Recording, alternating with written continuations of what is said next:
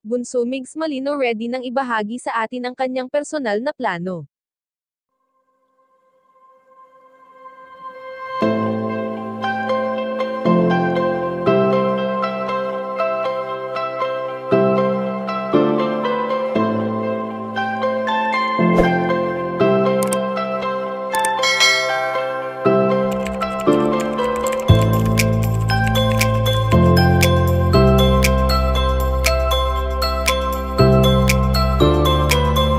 Malaki nga ang naging adjustment ngayon ni Bunso Migs Malino, simula nang iwan siya ng namayapang komedyanteng si Cutie Mahal. Sa kung ano nga ang nakasanayan niyang gawin noon ay siya pa rin namang ginagawa ito ng binata ng walang pag-aalinlangan.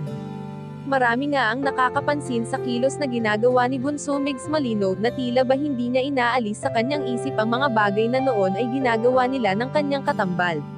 Isa na nga sa nakasanayan ng binata ay ang pagbibigay tulong, na siyang nais rin ng kanyang prinsesa at kapansin-pansin rin ang pagmuso-nguso nito, na talaga naman na sa tuwing nakikita ng karamihan ay naaalala nila ang yumaong si Cutie Mahal.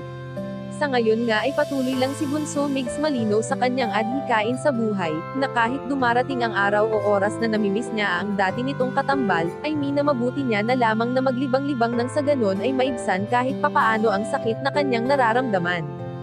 Sa ngayon nga ay aming napag-alaman na ready na si Bunso Migs Malino na ibahagi sa atin ang kanyang personal na plano sa buhay at ito ay ang planong patuloy niya pa ring pagmamahal sa espesyal na babae sa buhay nito na si Cutie Mahal dahil ang paniniwala ng binata ay hindi sukatan ang pagdalaw niya dito, bagkos ay palagi naman itong nasa puso't isipan niya.